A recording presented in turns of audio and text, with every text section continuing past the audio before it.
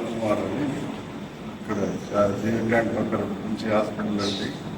Critical care unit, first critical care unit నడిపించే doctor Kumar గారు ఈ మధ్య 3-4 రోజుల కింద కులు మనాలి ట్రిప్లో మనాలిలో ట్రెక్కింగ్ ఉంటుంది అనమాట. ట్రెక్కింగ్ సాహస క్రీడ అది. ఆయన అంతకుముందు కూడా చాలాసార్లు చేశాడు కాబట్టి ఆయనకు చాలా ఇంట్రెస్ట్, ఎంతజాస్టిక్ ఉంటాడు, చాలా ఉత్సాహమైన మనిషి. ఆయన వెళ్తున్నాడు. వాళ్ళు అదే కాక ఆయన కాక అలాంటి వాళ్ళే ఆయన టీంలో డాక్టర్సే అందరు కూడా 14 మంది ట్రెక్కింగ్కి వెళ్ళారు పైకి. అయితే హైయెస్ట్ పాయింట్ ఆక్సిజన్ లెవెల్ కొంచెం తక్కువ ఉంటుంది కాబట్టి అనుకోకుండా ఆయనకు సడన్గా మ్యాసివ్ కార్డియాక్ అటాక్ వచ్చేసింది. కాబట్టి ఆయన కోలుకోలేకపోయింది. చాలా ఇబ్బందికరమైన పరిస్థితి. అందరు డాక్టర్లు, కార్డియాలజిస్టులు, గుండె నిపుణులు ఉన్నా కూడా ఆ టైంలో సాచురేషన్, ఆక్సిజన్ సాచురేషన్ 50% వచ్చి ఆయనకు చెక్ చేస్తే ఆయన మరి అది రివర్సిబుల్ అయిపోయింది. హఠాత్తుగా ఆయన దుర్మరణం అక్కడనే చెందడం జరిగింది. ఇదంతా మాకు చాలా విచారకరంగా ఉంది.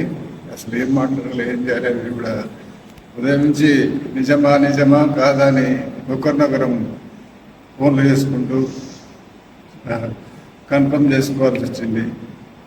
వాళ్ళ భార్య బిడ్డలు కూడా శోక సముద్రంలో మా వాళ్ళంతా వెళ్ళి అక్కడనే అర్ధరాత్రి నుంచి ఉదయం వరకు అక్కడనే ఉండి ఆమెకు సపోర్టివ్ ఉంది. ఆమెకు మనోధైర్యం ఇచ్చేట్టు, ఆమె కూడా కుంగిపోకుండా ఉండాలన్నట్టుగా ఆమె చూస్తుంది. ఆయన బాడీ రావాలి. ఇప్పుడు అక్కడికి పోస్ట్మార్టం జరిగి ఇక్కడికి రావడానికి మళ్ళీ చండీగఢ్ నుంచి షాద్నగర్కు రావచ్చు. ఇదంతా చాలా విచారకరమైన విషయం. ఏం చెప్పాలని కూడా చాలా కష్టతరమైంది. ఆయన మంచి మల్టీ టాలెంటెడ్ పర్సన్. డాక్టరే కాకుండా మిగతా యాక్టివిటీస్లో కూడా చాలా హుషారుగా, ఉత్సాహంగా, అందరినీ యాక్టివ్గా మోటివేట్ చేసే పర్సనాలిటీ.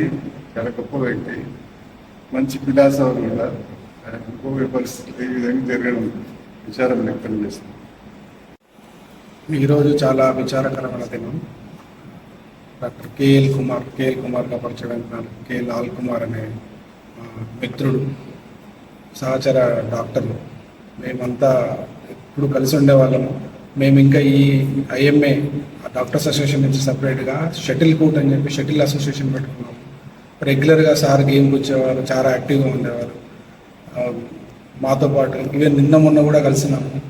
సడన్గా ఈ వార్త విని మేము అస్సలు నమ్మలేకపోయాము. రాత్రి అంతా కూడా అన్ని ఫోన్ చేసి కన్ఫర్మ్ చేసుకొని తర్వాత వాళ్ళ కుటుంబ సభ్యుల దగ్గరికి వెళ్ళి వాళ్ళని కూడా ఓదార్చి ఇప్పుడు కూడా ఫాలోఅప్ చేస్తూ ఆయన పార్థివ దేహాన్ని ఇక్కడ తెప్పించడం కోసం అని ప్రయత్నం చేస్తాం. మెయిల్స్ అవి చేస్తూ వీలైనంత తొందరగా తీసుకురావడానికి ప్రయత్నం చేస్తున్నాం. అట్లనే ఈ విచారకర వార్త మాత్రం అందరినీ దిగ్భ్రాంతిలో పెట్టేసింది.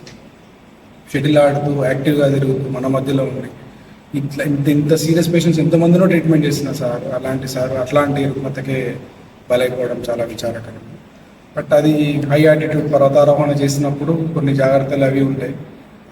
జాగ్రత్తలు తీసుకోకపోవడం లేకపోతే ఈయనకున్న ఏజ్ వయసు రీత్యా వచ్చిన ప్రాబ్లం వల్ల ఈ విధంగా జరగడం చాలా విచారకరం.